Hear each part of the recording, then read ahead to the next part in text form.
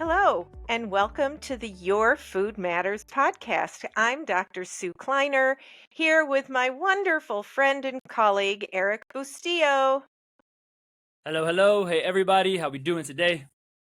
We are doing so well. We have such an exciting guest for everyone today.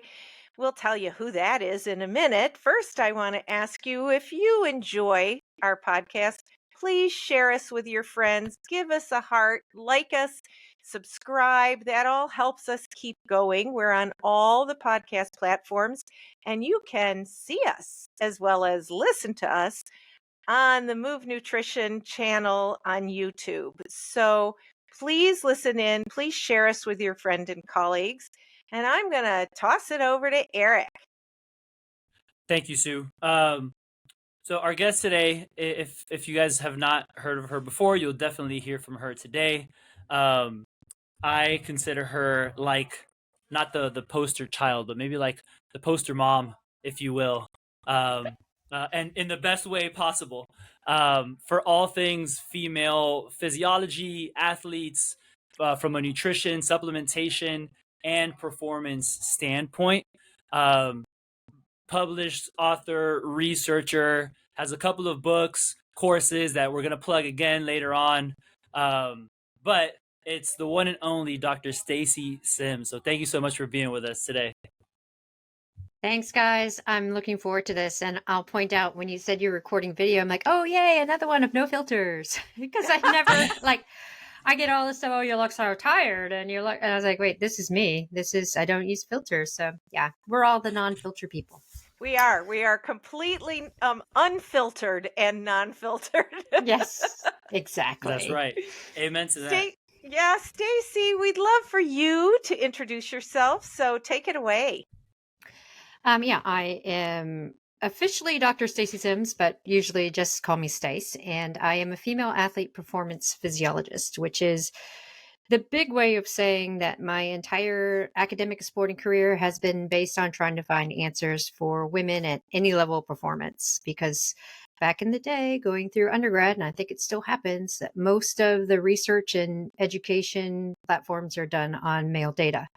And when we look and see the actual outcomes of facing that, it doesn't work very well for women. So I've made it not necessarily a career choice, but it's been a passion to really push forward and try to equalize the playing field and lifestyle field for women.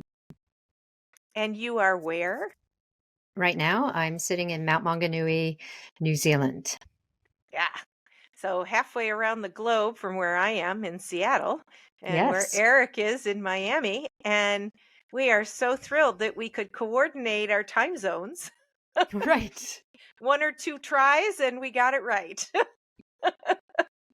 Yes. Before the daylight savings shifts and we all get pushed out of kilter again. Oh yeah, for sure. So Stacy, I am really curious. What took you to New Zealand? The first time it was kind of on a whim. I was 26, single, no attachments, and I was hosting some professional triathletes from New Zealand. And I'm from San Francisco, and they came over and they're like, hey, you know what? San Francisco looks a lot like Wellington. And a job came up, and I was like, yeah, I'll apply. And I got the job and moved down here. And then ended up staying and doing my PhD, and I met my husband, and he's from New Zealand. So we moved back to California for almost 10 years. And then a job came here to start a research program for graduate students in a beach town that my husband loved. It's about 45 minutes away from his hometown. And so we moved back, and then COVID hit. So we got stuck. But yeah, we're getting unstuck. Well, a beach town sounds like a pretty good place to be during a pandemic. Yes, this is true. We did have more freedoms than most people with regards to being outside and having nature around us. So we were very fortunate. Cool. Yeah, I remember hearing not the most exciting things happening over there like, during the pandemic, and I was just like, dang, that's got to be rough. But I'm guessing with the beach by there, it was probably nice. Not too bad. We weren't allowed in the water, so the surf would come up and we weren't allowed to go surfing or anything because they didn't want anyone to have any kind of accident or emergency that might put stress on the emergency Mm. rooms. Hmm. But lots of beach walking and bike riding because there are no cars on the road. Everyone was locked down. So it was pretty wide open space as New Zealand has. And so, yeah, it was nice because everywhere else in the world had shut down too. Cool. Well, to sort of jump right into, we have a long list of questions. We Yeah, may or may not get to them all. But really, as you said, the information about women in health and particularly performance. I mean, that's really both for both of us. It's always this question like, yeah, that's nice data, but that's not performance right, oriented, right? And right. so it does seem like across the board, information is growing. Um, but is it really? Is it where we need it to be? What areas are becoming sort of more complete? What areas are still kind of a vacuum in our understanding? Sort of, and what areas? I don't know. I always want to say just remain on the fringe.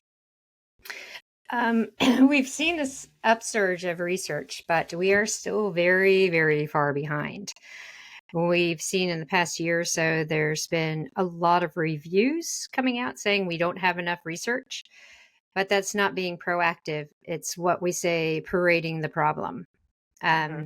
And we were, I mean, anywhere from tactical athletes all the way up to grassroots, pre-puberty soccer players, right? We don't have enough research, so you could take any area in there and really develop a research platform and find new information. What we do have is a baseline amount of information to make informed decisions. So this is where it starts to get in that gray area where we have enough information to make informed decisions, but we have to take the lived experiences and individuality into that. So if we look at base physiology and we know how menstrual cycle affects metabolism, and we see that there can be some perturbations in the menstrual cycle based on stress. Well, if we understand where that stress is coming from, then we can adapt nutrition and training to improve the training, which subsequently improves performance on the day.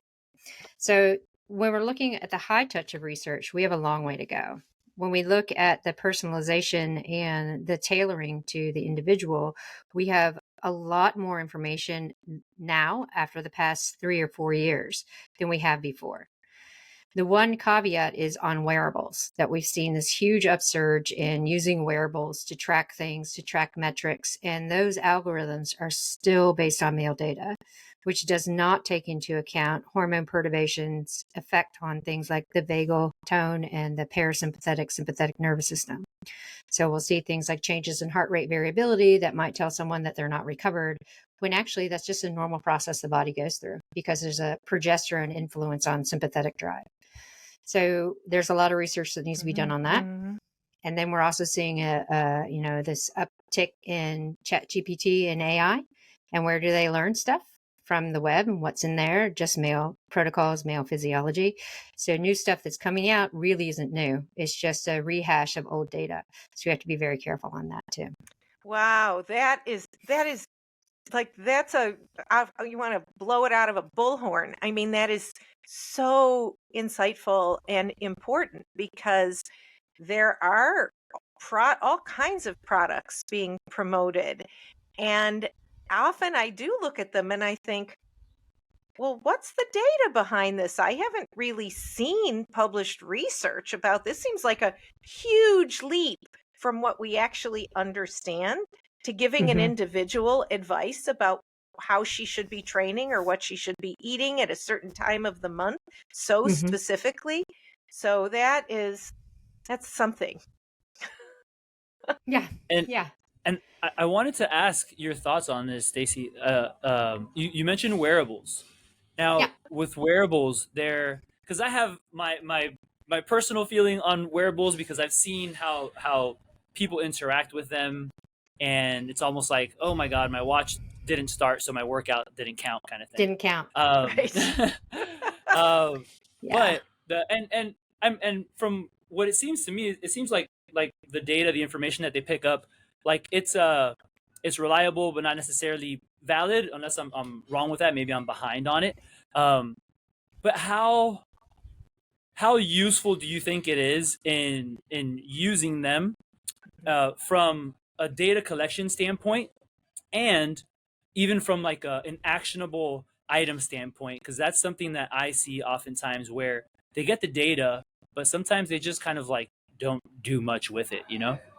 Right. So I look at it from the individual, where if you're tracking and you can see trends over time, then that will give you really good insight on what you're doing. Is it working for you or not? But when we're doing the day to day, like I'll have athletes give me their wearables a few days out from a competition, because I don't want that weighing on them. Because if they wake up on comp day and say, oh, wait, my wearable says I'm not recovered, it plays mental, right? So I tell them it's like For the sure. old fashioned whistle and clipboard that a coach used to use. It's a tool to watch trends over time, it's not an immediate spot check. Um, Even things like with the huge push for sleep and sleep architecture and really getting into good sleep, wearables are not good enough to track that. You talk to any sleep researcher and they're like, it's pointless data. So yeah, it is useful to show how much time you've slept and how many awakenings you might have had, but it's not really useful to show how much slow wave sleep you had, how much light sleep you've had, because it's not as fine an tuning instrument as if you were to have it in the lab. So I think that's the disconnect, where people put so much into the wearable that will tell them, oh, well, this is what you should be doing today for your workout, without having that personal, how do I feel today? That Mm-hmm. RPE or sessional.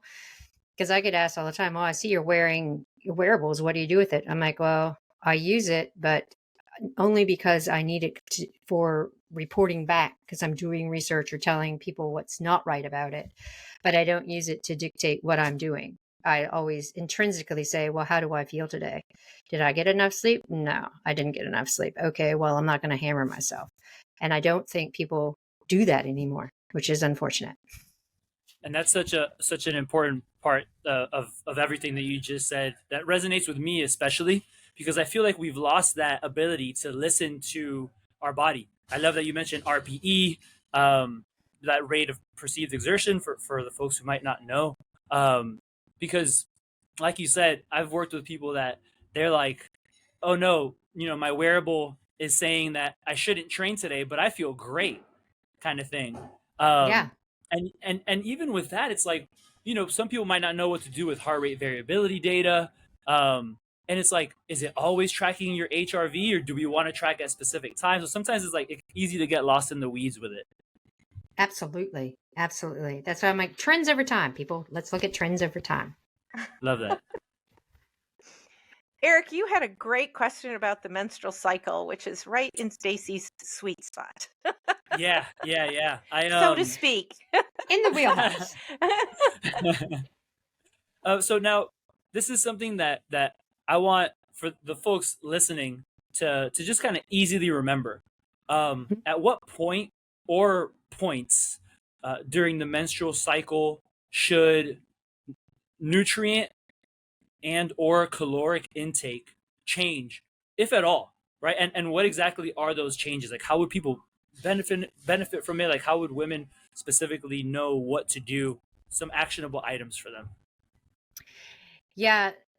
So the caveat is ovulation, right? So we know with ovulation, we have progesterone, and progesterone is one of the most changeable hormones with regards to metabolism. So if we're assuming a woman has an ovulatory cycle and is in a true high hormone or luteal phase, this is where we see progesterone has a little bit of a thermogenic effect. So because it's instigating your body to build tissue, to build that uterine lining, and the uterine lining is very rich with glycogen. So instead of storing it in our liver or muscle, we end up putting it into the endometrial lining. So if we're thinking about training and performance, if we're building all this tissue in the endometrial lining, one, we need more calories because we're building tissue. So overall, we need more calories. Two, we need more carbohydrate because we are putting more carbohydrate into that tissue process of building it, but also storing it. So if there is an implanted egg, there is glycogen available for the rapid cellular division that then becomes a baby. When we're Sorry, I just wanted to No, ask. no. So when you say that more calories are needed and more carbohydrates, is Hmm. that at a specific time during the period? Is that like when a woman starts to bleed? Is it afterwards? It's Pardon about my 2 weeks ignorance. after. Oh, no, no. So if we look at, thanks, because a lot of people won't know. Like I'll take the step back and say day one is the first day of bleeding. And this is when estrogen and progesterone are low. And in a normal cycle, around day 12 or 13, you'll have an estrogen surge in ovulation. After ovulation, you have estrogen and progesterone come up. And this is a time point where we call it the luteal phase. This is when we have a change in our immune system. We see more pro inflammatory responses. So we want to look for more anti inflammatory foods. We need more carbohydrate over what we would usually get away with because we are building that tissue and we have that increase in glycogen pull into the endometrial lining. We also need around 12% more protein because we're building tissue. Our immune system is working on a higher set level with inflammatory responses. And we have estrogen that crosses the blood-brain barrier and interferes with, well, kind of hypersensitizes the brain to serotonin. So we actually need more protein to kind of mitigate that, especially leucine, because leucine will downregulate how much tryptophan gets across the brain and cause fatigue. So if we're increasing our protein intake, we're increasing our carbohydrate intake, not, a full meal's worth, but if we're thinking about food intake around 150 to 200 extra calories a day, primarily from carbohydrate and protein, then we're meeting that change in our metabolism. And we're meeting the needs of our immune system. We're meeting the needs of being stress resilient so that we can keep training hard, so that we can keep building for performance. And that's more so just to make sure that I got it right. Uh, and if it were a 28-day cycle, around the 14-ish day. Yes, around day 14 to about day 28. Okay. Okay, gotcha. Thank you for If that. women are ovulating. Right, if women are ovulating. Right. And then the caveat with that is you'll still have a bleed even if you don't ovulate. But the telltale sign of an anovulatory bleed is that the flow isn't as heavy and the fluid is not as dense. So Mhm. people are like, "Oh, my bleed phase has changed a little bit," and then the next cycle they're like, "Oh no, it's back to normal." It's because it was an anovulatory cycle, Mhm. and that's normal. We have 3 to 4 anovulatory cycles a year just naturally. When you start to put in the high stress of training, you may increase that if you're not fueling appropriately for that increased training stress. So really, in a way, we can put our hormones to work for us if Yep. we take care of our body during those periodic times of the month. Yes, absolutely. We often say like your hormones or your period is an ergogenic aid. And we say that, and use the royal we because it's a group of us that talk about it, saying that if you get your period on a regular basis, then you know that your endocrine system is super healthy, so that you're very capable of taking on a higher load, be that lifestyle stress load, workload, or training stress load. When you start to see perturbations in that menstrual cycle, so it lengthens or shortens, or you see changes in your bleed pattern, it's the first sign that there's a misstep between energy needs and energy intake. So you have the opportunity to pull back. But as you start watching and mapping trends over time and identifying the times in your cycle where you feel really good and other times where you feel flat, you can also leverage that to adjust your training to go hard when the body's able to take on that load, and then to back it down, have a little bit more recovery when you're like, I feel a bit flat today. But that's in Mhm. training. When we talk about performance, we know that all the other metrics that come into on the day are a higher load and a higher psychological and a higher physiological aspect than what your hormones will do. So you can perform at any point in that menstrual cycle. Right, and there are data. They're getting a little older now, but it doesn't really matter. I know that there was years ago a swimming study looking Hmm. at anovulatory, I think junior Olympic swimmers, and I feel terrible. I cannot remember the Jackie Van researcher's name. Heest. Yes, exactly. Jackie Van That's Heest. who it is. Yes. Yes. And she showed that the young girls who were having healthy cycles outperformed the girls who were under fueling and anovulatory. It was really fascinating data. It's a really cool graph that she put together to show training load and how people were adapting to that training load versus performance when you had the anovulatory and the amenorrheic versus normal menstrual cycling with adequate fuel. So yeah, I use that study a lot to show what happens with low energy availability. Like you just don't adapt, so you don't get faster. Right. And it's such a misconception. So many girls think I need to stop my period to enhance my performance. It's the opposite, please. Right. Yes, exactly. And are there cases uh, when contraception now has an impact on the regulatory cycle of the cycle? So there's different levels of contraception. So if we're looking at oral contraception or the typical pill, the most prescribed is what we call monophasic. So you have 3 weeks of a standardized dose of estrogen, progesterone, and then the sugar pill week, which is a placebo week. When we look at recovery metrics and immunity, we see that the first 5 days of the active pill, you're pretty much very similar to a natural cycle being the follicular phase, so that low hormone phase. But for every 5 days there within until 2 days of the bleed cycle, your recovery and immunity is compromised. We see a higher C reactive protein and inflammatory response. We see increase in respiratory rate, an increase in resting heart rate, a decrease in HRV. And also, we're talking about sessional RPE. It tends to be a kind of a linear increase until about that 2 days of the sugar pill week when they start a withdrawal bleed. So there is, evidence to show that this can directly impact some of those metrics. But again, it comes down to the individual.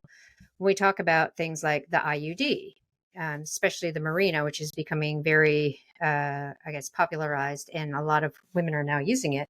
You can track your natural cycle after about 6 months of insert because you will resume ovulation. So you can use your basal body temperature and dial in your phases. Some women don't get a bleed with it, which is why they use it. A lot of my tactical athletes use an IUD because it eliminates the bleed, and then they don't have to worry about things for 5 years. So when we're talking about contraception, there's different methods, and they all have a different impact on training and performance with regards to how that affects adaptation. The one caveat I will put in there is the dose of estrogen, because we see data coming out that the higher dose of estrogen will put on lean mass, but there isn't a strength accompaniment to it. So my power and Olympic athletes, Olympic lifting athletes, they were having a really difficult time hitting weight. They were, their weight was increasing, their body composition wasn't showing they were increasing fat, but they're putting on all this lean mass, and they weren't increasing their strength. So they couldn't get PRs, they couldn't build on their lifts. And there was research coming out showing about these estrogen effects. And so I was like, okay, are you guys on oral contraceptive pill?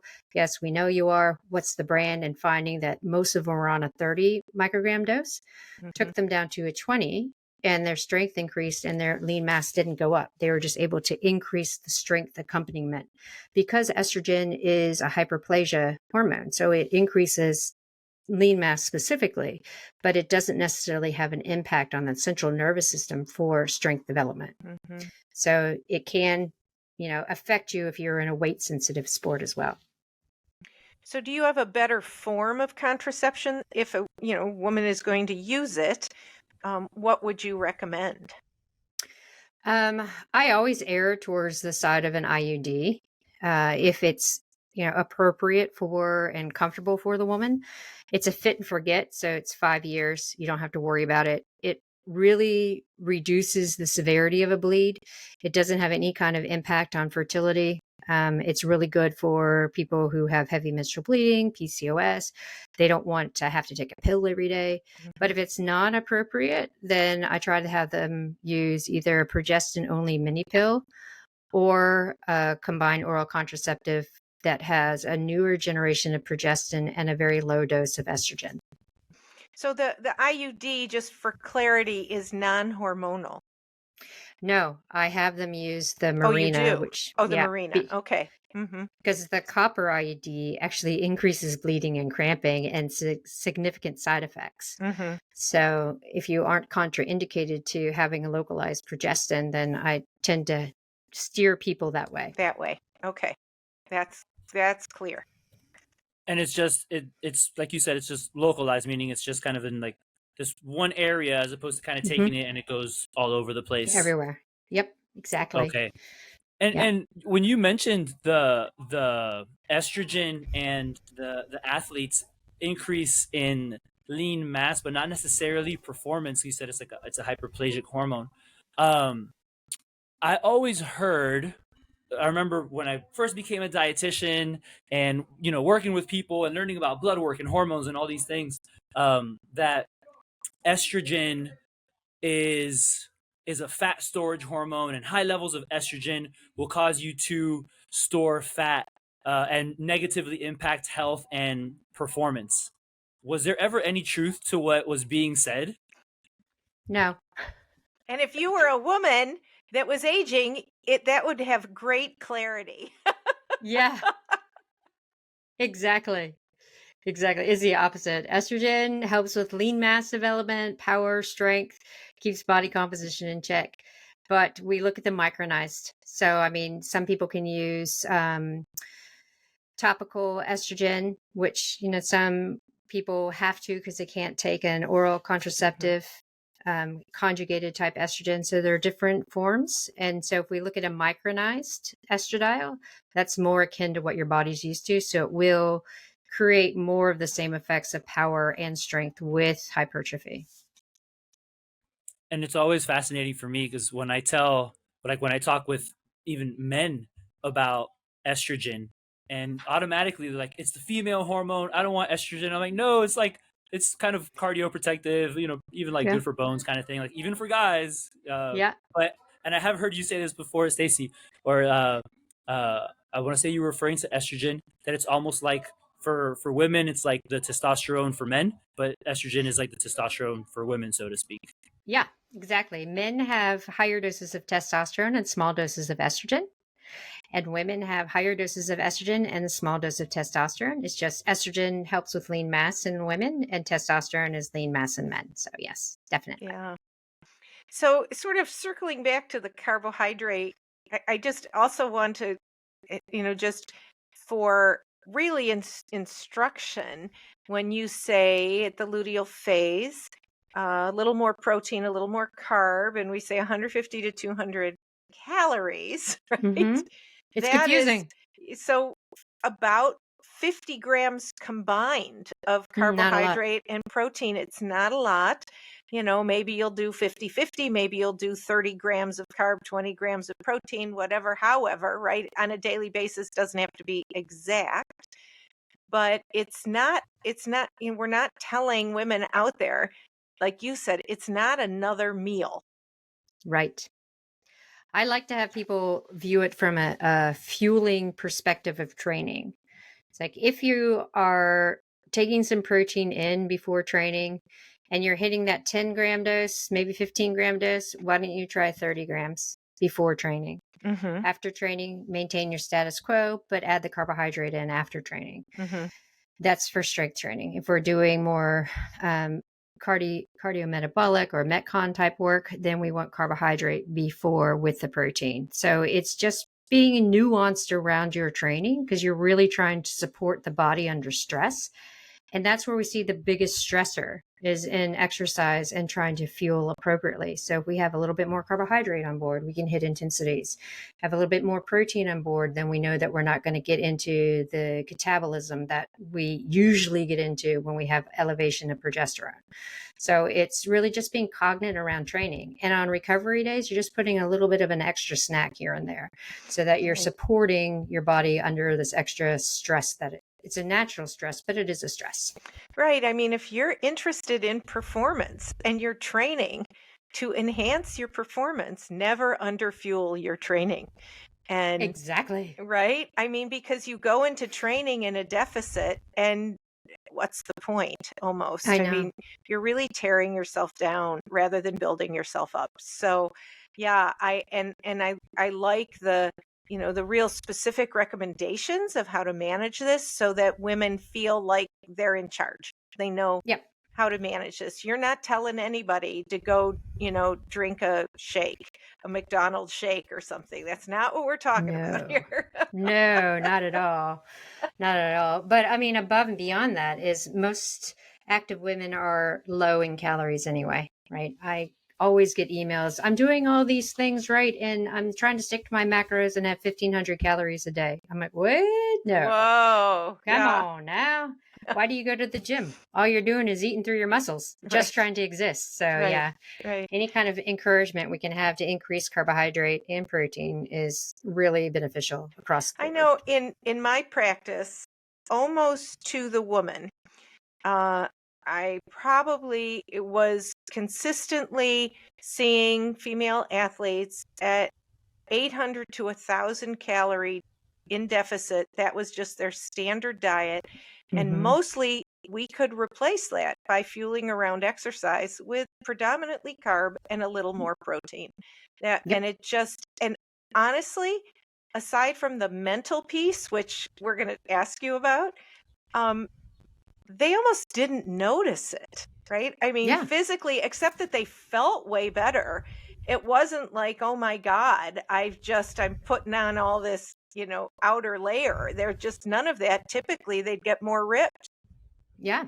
And I know, eat more to lose body fat. It's a foreign concept to women in this day and age Right, because right. we've been so conditioned to calories in, calories out. You want to lose weight, cut your calories.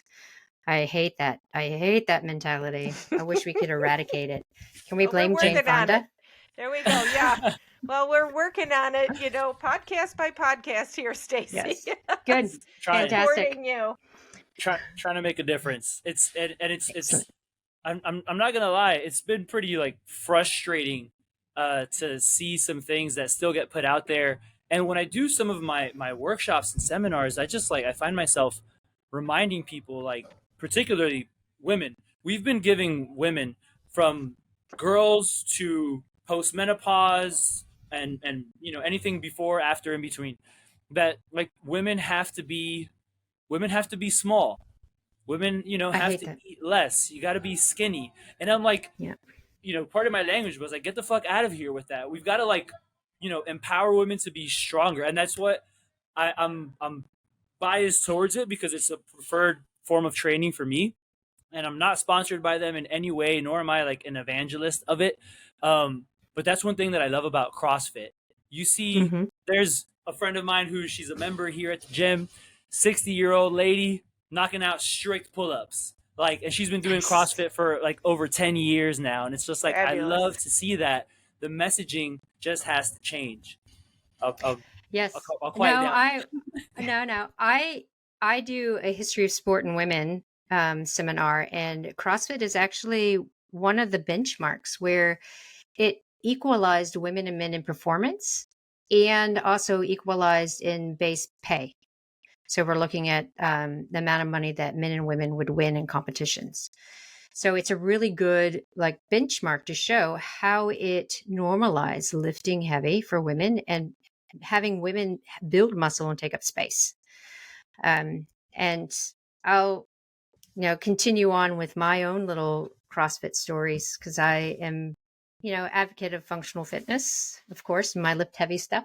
I was in a comp and my daughter came and halfway through the comp and she saw all of these strong women like whipping out clean and jerks, strict pull-ups, butterfly pull-ups, like lifting super heavy, squatting 130 kilos. So this kind of stuff. And she comes home and she's like, I want arms and butt like those strong ladies. And I was like, Yeah. yes, I love it. That's what we're Yay. after. We're Yeah. after strong women. And Yeah. it was a full gym full of both men and women, but just this whole gym full of strong women who wanted to be stronger. And it's great. I love that ethos and I'm seeing it roll out further and further. Yeah, So and That's I think that fabulous. it's so great. It's so great to see that, because we've been giving the wrong messaging for too long. And Yeah. now when you see those things, like you see young girls getting inspired, you see older women getting inspired. And it doesn't just have to be CrossFit, but to give them credit, CrossFit has made it okay. Yeah. And Absolutely. something else that like kind of gets my blood boiling a little bit, and I don't want to get too controversial on the podcast or anything. But Oh, I was Eric, having go for it. Come on, Eric. I was having a conversation, and somebody said something along the lines of, um, uh, whatever. I'm gonna consider myself uncancelable. Somebody said something Okay. along the lines of, if you don't support trans athletes, you are not a feminist and don't support women. And my head almost exploded, because to me it's completely the other way around. Like, if you think it should, in my opinion, it should be trans versus trans, cis versus cis, because there are certain disadvantages or advantages, right? Like, women are better at certain things, men are better at certain things, and Hmm. there's just certain things that it's like we can't equate for, like especially like in fight sports and those things. It's nice to see in CrossFit where you have men versus women, and they're going head to head, and any adjustments are appropriate for either weight or whatever it might be. But when people start saying those sorts of things, to me, it's just outlandish, because it's not. If we want to support women and their sports, in my opinion, we're not going to have trans women in their sport because of certain disadvantages that can be seen for the cis woman. And yeah, so when somebody said that, I was just I almost lost my shit. I'm not even gonna lie. Yeah. So I'll uncancel you so people can have some context here. Okay. Thank you. So, yeah, my good friend and mentor is Dr. Marcia Stefanik at Stanford, and she was Hmm. one of the PIs for Women's Health Initiative. Love her to death. She's in her mid 70s, still full professor, and she teaches sex difference classes. She is one of the first that instigated the conversation about trans and having a class on it and having trans individuals come in and talk about their experiences. And she always gets the question of, where's the research? And she's like, wait a second, we don't have enough research on cis women. And there's a small voice that wants performance research for them, being either trans woman or trans male or trans man. But we don't have enough specific research on the cis population to then really disseminate out. But there's a very loud voice and we want to support them. But the research right now is just on hormone therapy. So when people start saying you need to support, yes, it's part of that loud voice.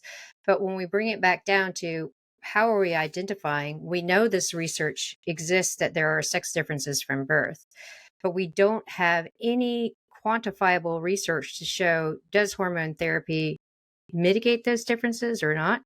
The whole idea of having a specific testosterone level is not appropriate because of the aromatization of testosterone. The level of puberty also has to come into play of, how that affects bone structure. And, right now we see combat or, hit sports like rugby, especially in New Zealand, where they won't allow trans athletes because of the potential risk to injury, because depending on when they transitioned, the size and impact effect. So when I start hearing these conversations, yes, I get frustrated being an ex professional athlete and seeing some of my friends going through things and stuff. But when it comes right back down to scientists' research, we don't have any data to support the stuff that's going on. And until we have data, this conversation is going to keep going. So it's like, got to push we got to push that research forward, and then we can make some more informed decisions to prevent cancellation of Eric. For sure. Thanks, Thank you for clarifying Stacy. that. Yeah, Yeah. that's great. So I want to jump a little ahead. The beginning, we talked about resources a little bit: AI, ChatGPT, websites, wearables.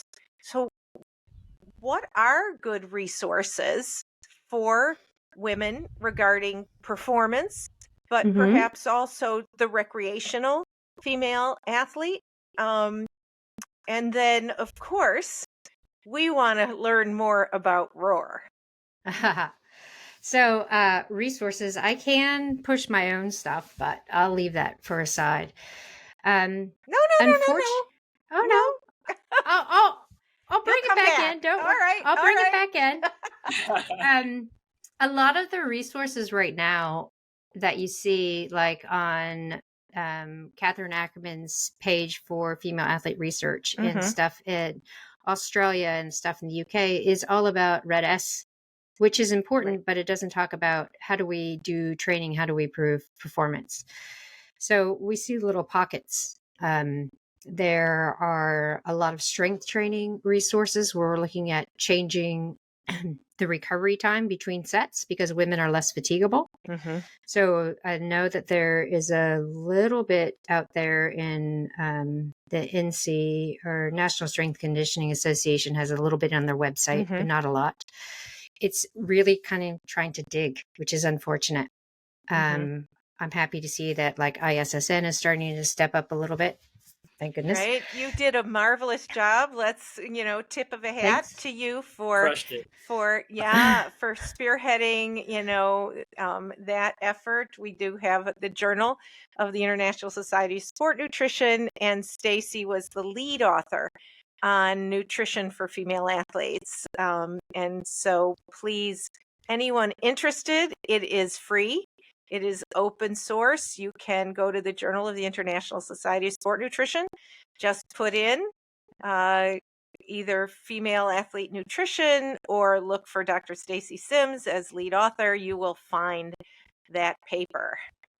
And And you not guys just the, too, because you're on it but too. Yeah, but yeah, not we just the we were lead author, supporting. like the driving force behind it. It was Right, a monster right, of a paper. right. We You were the crushed it. supporting cast Yeah, among but it many. takes a team. Yeah, It takes a among team. many. Takes a So, team. there are apps out there, and I'm going to call them out, and I'm really Mm-hmm. curious. So there is Wild AI, there Mm-hmm. is Fitter Women. They're getting, or Fitter Woman, they're getting a lot of play. They're being used by sports teams. When we talk about those algorithms, when we talk about, is this something that is useful and helpful for the average woman, at what Mm-hmm. age range? What do you have to say Yeah. about those and others that I didn't mention? Yeah, so Wild AI, as far as I'm aware, is the only one that is driven with artificial intelligence, and the algorithms are written for women in a female environment. So what that means is that when you put your data in, it recognizes the fact that you are a female, and it asks you, are you premenopausal? Are you perimenopause? Are you postmenopause? So it's really trying to understand your hormone profile. So the more data you put in, the more it recognizes your patterns. So it can feed you back appropriate information for you and your activity level. Mm-hmm. But if you're using something like Fitter Woman, it's more 2D, where it's keeping track of your symptomology, it's keeping track of your menstrual cycle length and bleed patterns. And then it's more up to you to interpret those trends to be able to make your own informed choices of how do you manipulate your training for optimal performance. Mm-hmm. They are baseline trackers and teaching people how to track and become more aware of their cycle and how that impacts them as an individual. I think some of them started out with here's the general recommendation for everyone. And some of those general recs are in there, but they say, this is what we know in the bell curve of information. And you may fit in this bell curve, but it's really up to you to keep track of how you feel. So it's kind of like how Eric and I were saying earlier, that people have gotten away from using RP and understanding how they feel. Mm-hmm. So I know that there's the pushback now for you as a female athlete to understand, if you had a bad sleep, how that impacts some of your metrics. If you are 4 days out from your menstrual cycle and you take a hot yoga class and you feel awful, but then 6 days later you take that same yoga class and you feel fantastic. Well, it's not because of what you didn't do recovery wise or hydration wise. It's because your core temperature was up and your thermoregulatory was a little bit more compromised in that high hormone Mm-hmm. phase. So it's giving you those insights. So they are really good, I guess, biohacking tools. And I think some of the other misstep is how it came out in media saying, hey, we tracked the USA soccer team's menstrual cycle and they won the World Cup. That was media. That Mm-hmm. wasn't truth. So we see a Mm-hmm. lot of the conversations that come out in media have to play to be sensationalized rather than actually say the whole truth. Mm. So the soccer team tracked their own cycles and their symptomology and were able to relay that information to the coaches when they weren't feeling the best, so they weren't pushed as hard. So if you think about recovery and working with the days that you feel good versus the days you don't, you're going to get more out of your training, like we've talked about. So that Mm-hmm. was how those things are worked. But media is like everyone did the same thing in their follicular phase, everyone did the same thing in their Uh-huh. luteal phase, and that's not how it worked. Mm-hmm. Very interesting. Thanks. Yeah, Leave it to the media to sensationalize I know. sensationalize I another know. something. I mean, also, the U.S. women's national team was just a bunch of badasses, and they were probably going to win anyway. But it's good that we have that data. Oh, yeah, but you know what? Sitting over here in New Zealand and watching the opening of the World Cup this year, I was like, Mm. what are you guys doing? You are Oh, completely underestimating and making a shit ton of mistakes, Right. and you're going to for be sure. out before you know it. Yeah, Well, yeah, and yeah, and we know how that turned out. Well, this time around, in years past, they were a force to be reckoned with. yes, exactly. And unfortunately, it didn't result that way this last time around. Um, No. but but still, Tell us I did about have your resources. yeah. Oh, my We're resources. not letting you get away with it. Yeah. So I like to say I'm an academic, but not a true academic. I like to not sit on papers. I like to push out the information and other research that people are doing. So the two biggest ones I think are the books. We have Roar, and the second edition of that just came out last week or the week before on the 9th of Jan. And then we have Next Level. So Roar is written with the perspective of the lifespan of a woman. Like, what are the things that we should be doing to improve our health and our training and our performance? Next Level came out after Roar because we had one chapter on menopause and we had so many questions Oh, from yeah. active women Mm-hmm. who were going through peri and postmenopause saying, the stuff that they're telling me to do doesn't work. 150 minutes, I'm already doing that. Right. What do I do as an active woman? So we wrote Next Level. So Celine Yeager is my co-author and good friend. So Next Level is really for the 40-year-old on and older women to navigate through perimenopause into postmenopause. And then we do deeper dives with our courses. So we have Menopause 2.0, which is a deeper dive into all the things that make up perimenopause, postmenopause, strategies to put into play to navigate it, to change your training and nutrition as your physiology changes. And we have the Women Are Not Small Men, which is a larger course than the menopause one, but digs into what is the menstrual cycle, what is red S, what is PCOS, what is endometriosis, what are the signs and symptoms, how do I train, how do I nourish, what about my kid who's in puberty, how do I work with that mentality and the social constructs around it. Is it functional training? Is it weightlifting? So really getting into the nuts and bolts of each lifespan or life stage. And then we have micro learning courses. So if you're pregnant and you want to know how to be active in pregnancy, because there's so many different things out there, it's all science based. Everything forces science based. So it's navigating through pregnancy, postpartum. We have stuff on protein because I want people to be able to go to a shop, pick up a thing of protein, read the Mm-hmm. back and say, yeah, this works for me, or no, this is full of shit. So it's really trying to educate people as best as I can. And where would folks find all of that? How would they find those courses and books? On our website. So it's drstacysims.com. And then, of Awesome. course, social media, because we put stuff up on Instagram, Facebook all the time. And again, I'm using the royal we because it is a team. Just like I said, you guys are part of the team of writing the papers, and I've got a team that helps me build all the other stuff to push out there. Wow. It's Uh, awesome. Just so many resources, really. And Thanks. I'm so glad that you mentioned Next Level because I did have a little question for our friends who might be listening that maybe just went through menopause. If there's a specific recommendation that you might have for them, because a lot of women see menopause as like the end of everything, and it's like, I mean, the party's just getting started, in my I opinion. know.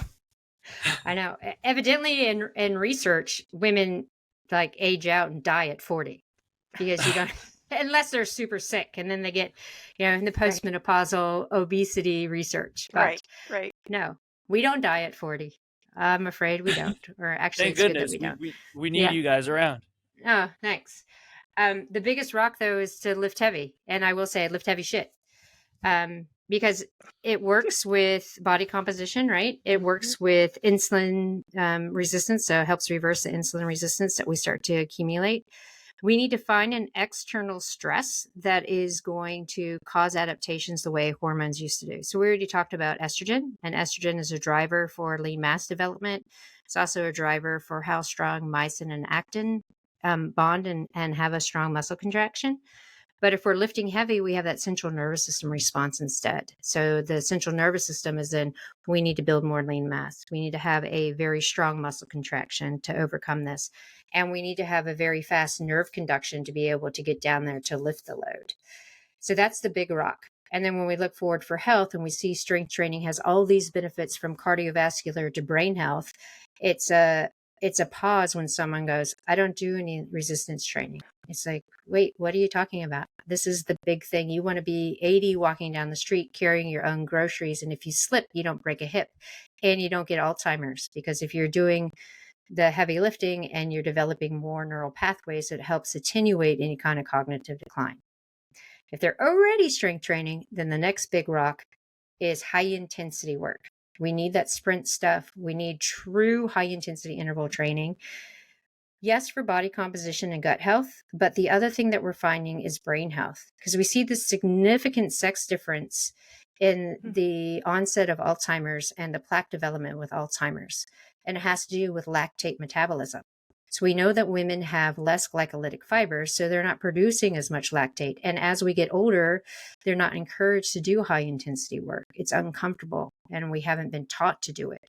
So we don't produce lactate, which then doesn't allow the brain to lean on lactate, which is one of its primary fuels. So if we're doing high intensity work, then we're teaching the neurons to use it and to pass it through the glial areas so that we continue having better conduction and reduction of those plaques that come with Alzheimer's. So that high intensity work and the resistance training are so key for longevity in women.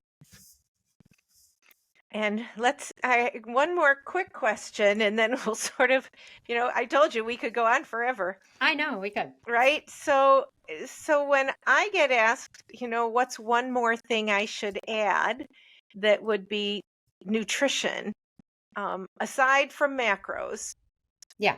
I say creatine. What do you say? Yes. Creatine. I say creatine and vitamin D. Yeah. Those are the two. Yep. Creatine for sure, not only for health, but also for performance, brain health, heart health, gut health, muscle health, all of those things. And vitamin D, because it does a lot of the same things that creatine does, but on a different molecular level. Do you have a dosage recommendation for creatine for sort of postmenopausal women? Just sticking around that 3 to 5 grams a day, unless they're loading specifically for a training block. But when we're looking at the research and stuff, that 3 to 5 gram mark tends to work really well to mitigate any kind of side effects that might come with it, but also for brain, muscle, and gut health. Cool. Very cool. I'm going to hand it to Eric. He always has a great final question because we are going to start thinking about landing this plane. Okay. So I like to ask this final question, and no need to give it too much thought, or maybe give it all the thought that you want. Okay. But if you could eat dinner with anyone, alive or dead, Yep. who would you choose as your dinner partner, and what would you eat? I don't want to be teary about this, but I might. I would like to have dinner with my dad. Because he doesn't know my daughter. He doesn't know any of the stuff that we've all done to push military forward in the women's space, or any of the work that I've done, because he died almost 20 years ago. So I'd like to sit down and have dinner with him. I would cook his favorite for him because he's very much a steak and French fry type of guy. But then me being plant-based, I would, air for watermelon and fennel salad with a side of probably tamari roasted tempeh. So complete extremes. Sounds delicious, though. That's for sure. Thanks. Wait, which one? Both. In my opinion, all of it. Okay, fantastic. Right. I love right. French fries and the steak and all the veggies and fruit and everything. So Yeah. yeah, for me, it all sounds great. And I do have to tell you, you've done such a phenomenal job with everything. I know people who fangirl over you, and Oh no. like people absolutely love your work and the message that you're putting out there. So I mean, I can speak for myself and people who have told me things about you as fans of your work, and if they've met you as a person and how just delightful you are. Oh, I thanks. think that and anyone would be proud of the work. And I didn't know him, but especially your dad, I would say. For sure. Oh, thanks. And the opportunity that you are creating for the next generations of scientists, right? I mean, that's also a really big deal. That's a driver. Like I want the up and coming scientists not to have as big of a hurdle to overcome things that they're interested in. And for the immediacy, I don't want my daughter who's getting ready to go into middle school to have to fight the system as hard as we have had to fight the system. Yeah. Awesome. And also knowing that you, and I see this firsthand, impact on athletes, just from be it CrossFit, Olympians, collegiate athletes. Like your reach is far and wide in that. And I'll even give a shout out to someone like my girlfriend who is in the exercise and sports science space and is an athlete. And even in someone like her, you're making an impact there, and she's also the future of everything that like we do here too. So from as young or even younger as your daughter to again the 95-year-old that hopefully is still lifting heavy shit. Exactly. Yes. Yes, very true. Thank you. I appreciate it, guys. Well, Stacy, it has been our pleasure to have you join us today. You're such a spectacular guest. It's been a wonderful conversation. And for those of you out there, thank you for joining us, for listening in. Please, again, share us with your friends. We're the Your Food Matters podcast, and we'll be tuning in again next time. Take care, everyone. Thanks, Eric. Thanks, Stacy. Thanks. Bye, all. Thank you, Stacy. Thanks, Sue.